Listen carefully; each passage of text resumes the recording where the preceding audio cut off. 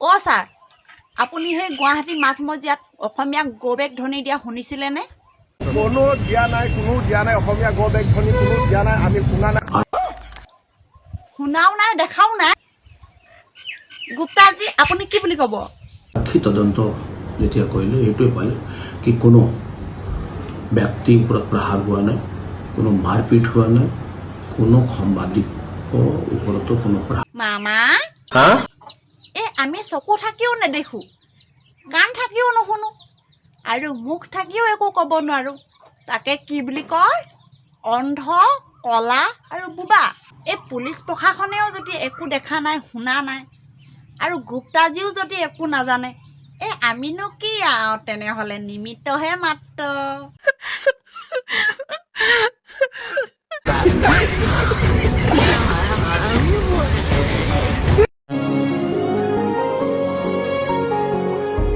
মামা অসমত অসমীয়াগিৰি কৰিবলৈ হ'লে IAS, IPS ডাক্তৰ হ'ব লাগিব নেকি? মই নাজানো নাজানে? আপুনিয়ে দেখোন কৈছিলে, বাইদেউগৰাকীয়ে নিউজত দি আছে, চাওক আকৌ। অসমীয়া গিৰি যদি কৰিব লাগে তেতিয়াহ'লে IAS, IPS ডাক্তৰ হৈ কৰক। তৃতীয়খন কেবিনেট বৈঠকৰ অন্তত সংবাদমেলৰ জৰিয়তে এই মন্তব্য কৰে মুখ্যমন্ত্ৰী ডক্টৰ হিমন্ত বিশ্ব শৰ্মাই। দেখিলে মামা, অসমত অসমীয়াগিৰি কৰিবৰ কাৰণে IAS, IPS ডক্তৰ, ইঞ্জিনিয়াৰ এইবিলাক হ'ব নালাগে নহয়। আমাৰ অসমীয়া মাতৃভাষাটোৱেই যথেষ্ট। মামা, খংনো কিয় কৰে? আমাৰ অসমীয়াই অসমত অসমীয়াগিৰি কৰি থকা নাই নহয়। বিহাৰৰ পৰা বিহাৰী আহিহে অসমত বিহাৰীগিৰি কৰি আছে। কোন বিহাৰী লোক মানে কোন? বিহাৰী লোক মানে মামা, বিজয় গুপ্তা দেখোন বিহাৰীয়ে হয়। বিজয় গুপ্তাটো মই জেগাত অসমীয়া মানুহ। বিজয় গুপ্তা আকৌ অসমীয়াহে। মই ভাবিছিলোঁ আকৌ বিজয় গুপ্তা বিহাৰৰ বিহাৰী বুলি।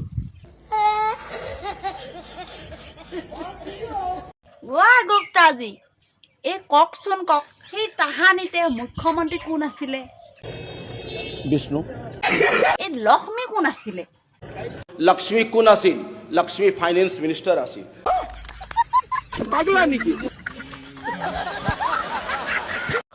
আৰু সৰস্বতী? সৰস্বতী কোন আছিল? এডুকেশ্যন মিনিষ্টাৰ আছিল। হয়নে? দুৰ্গা কোন আছিলে? দুৰ্গা কোন আছিল? ডিফেন্স মিনিষ্টাৰ আছিল। বিষ্ণু, লক্ষ্মী, সৰস্বতী, দুৰ্গা, গোটেই কেইজনৰ ভিতৰত আপুনি কাক ছাপোৰ্ট কৰে? বিজয় গুপ্তা বিহাৰীক ছাপোৰ্ট কৰে। মামা, কি হলো?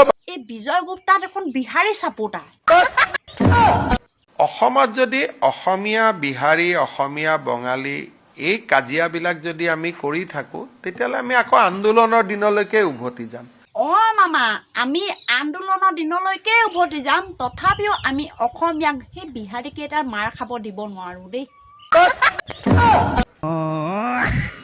এজন ক্ৰিমিনেল হিন্দীভাষী হ'ব পাৰে, কিন্তু তেওঁতো হিন্দীভাষী কমিউনিটিটোক ৰিপ্ৰেজেণ্ট নকৰে। এজন অসমীয়া ল'ৰা এজন কোনোবা কাৰণত ধৰ্ষণৰ গোচৰত পৰিব পাৰে, সেইবুলি যদি গোটেই অসমীয়াক কোনোবাই ৰেপিষ্ট বুলি কয় আমি মানিম নেকি?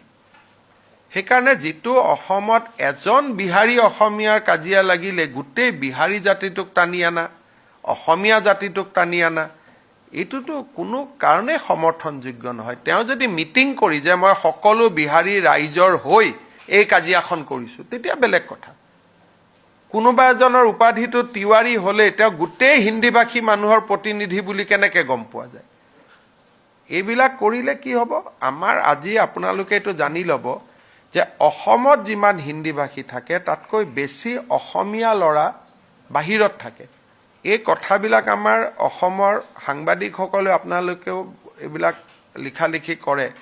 যদি ভাৰতৰ মানুহে কয় যে আপোনালোকৰ 25 লাখ মানুহ ঘূৰাই লওক,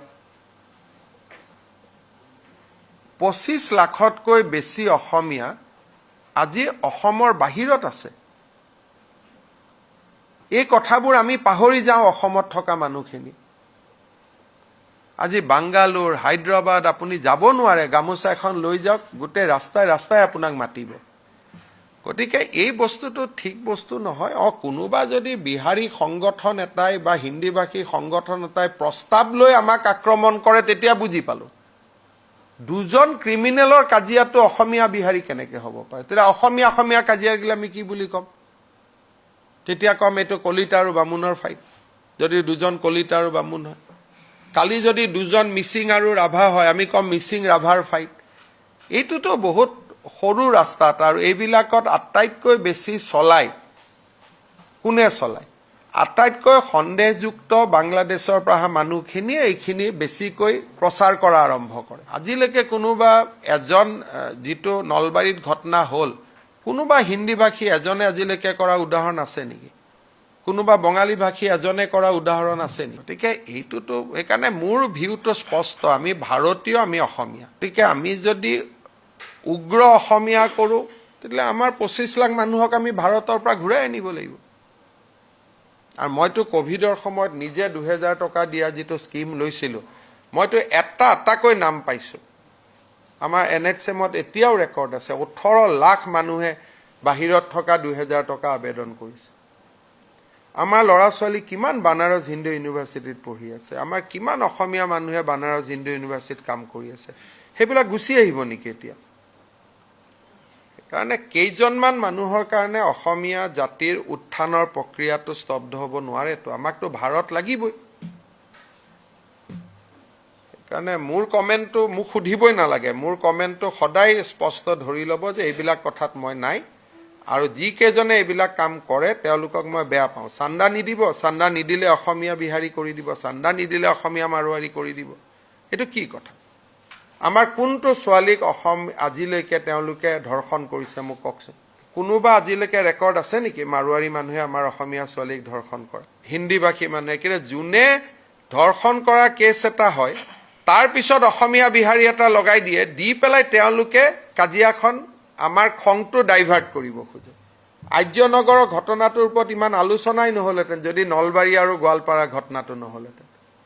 নলবাৰী আৰু গোৱালপাৰাৰ ঘটনাৰ পৰা ডাইভাৰ্ট কৰিবৰ কাৰণেই এই আৰ্যনগৰৰ ঘটনা, এইটোতো চান্দা তোলা কেছ এটা আছিল। আপুনি কোৱা কথাকেইটাও কিন্তু মিছা নহয় মামা। তথাপিও কিন্তু গুৱাহাটী মাজ ৰাস্তাত অসমীয়া যুৱক এজনক এনেকৈ গুৰকৈ পিটিব নালাগিছিল কিন্তু। অ' ছাৰ, আপুনি সেই গুৱাহাটী মাজমজিয়াত অসমীয়াক গৌবেগ ধ্বনি দিয়া শুনিছিলেনে? কোনো দিয়া নাই, অসমীয়া গ বেগ ধ্বনি কোনো দিয়া নাই, আমি শুনা নাই। শুনাও নাই, দেখাও নাই। গুপ্তাজী, আপুনি কি বুলি ক'ব? সাক্ষী তদন্ত যেতিয়া কৰিলে এইটোৱে পালে কি কোনো ব্যক্তিৰ ওপৰত প্ৰহাৰ হোৱা নাই, কোনো মাৰপিট হোৱা নাই, কোনো সাংবাদিকৰ ওপৰতো কোনো প্ৰহাৰ হোৱা নাই।